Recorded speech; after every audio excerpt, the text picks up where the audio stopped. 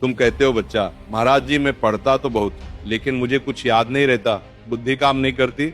सरासर झूठ बोल रहे हो तुम। और जिस लड़की से तुम प्रेम करते हो उसकी एक एक बात तुम्हें सालों तक याद रहती। उसने किस रंग के कपड़े पहने थे, उसने कब फोन किया था, वो तो नहीं भूलते। आप बादाम खाकर याद किया था क्या, या कोई चूर्ण खाया था? नहीं ना। कारण जानते हो, क्योंकि वहाँ तुम्हारा मन लगा हुआ था, वहाँ तुम्हारा इंटरेस्ट था। लेकिन जब तुम किताबों के सामने आते हो तो तुम गजनी बन जाते हो। अपने आप को धोखा देना बंद करो बेटा, तुम कमजोर नहीं हो, तुम बस अपने मार्ग से, अपने लक्ष्य से भटके हुए हो। एक बात बताओ, तुमने ये मान कैसे लिया कि तुम कमजोर हो? किसने कहा तुमसे? तुम्हारे नंबरों ने, तुम्हारे रिश्तेदारों ने, या तुम्हारे खुद के डरे हुए मन ने? दुनिया तुम्हें कमजोर कह सकती है, तुम्हारे नंबर तुम्हें कमजोर कह सकते हैं, पर मैं कहता हूँ तुम कमजोर नहीं हो। याद रखना, भगवान ने सबको एक समान बनाया है।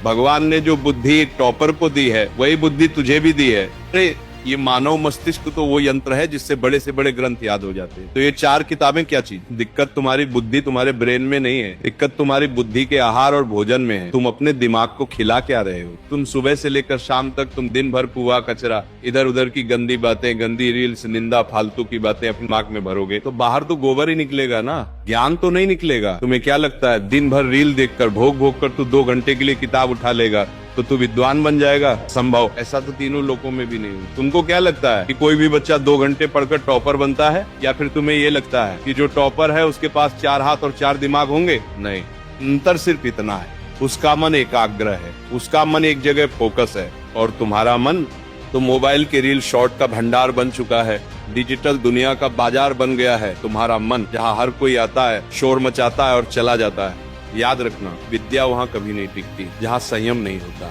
लेकिन अगर सच में तुम कुछ बनना चाहते हो, कुछ करना चाहते हो, अगर सच में अपने माथे से कमजोर का कलंक मिटाना चाहते हो, रोना धोना छोड़ो और मेरी द्वारा बताई गई इन 3 सीक्रेट नियम को पूरे संकल्प के साथ अगले 1 महीने अपनाओ और फिर देखना 1 महीने के अंदर अंदर तुम अपनी कक्षा के सबसे होशियार बच्चे बन जाओगे, जिसे तुम टॉपर कहते हो।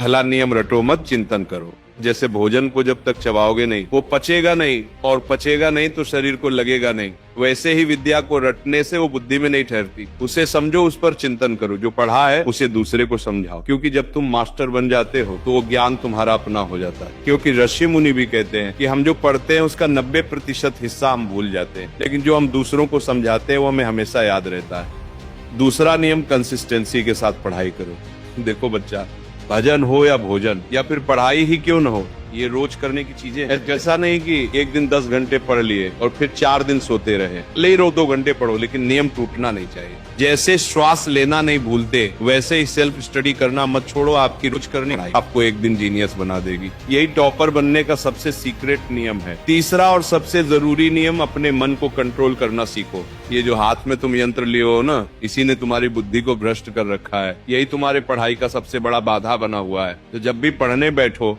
तो इस फोन को दूसरे कमरे में रखकर पढ़ो। थोड़ी देर के लिए दुनिया को भूल जाओ, अपने दिमाग में एकाग्रता लाने की कोशिश करो। अगर पढ़ते समय मन रील में और खेल में अटका रहता है तो तुम रोज सुबह उठकर ध्यान लगाने का अभ्यास किया करो। सुन, अगर तुझे लगता है कि मैंने तेरे सोए हुए आत्मा को जगाया है तो वीडियो को लाइक और चैनल को सब्सक्राइब करके कमेंट में राधे राधे लिखकर जरूर जाना। तो जा, अब किताब उठा और पढ़ने बैठ, तेरा भविष्य तुझे पुकार रहा है। राधे राधे बच्चों।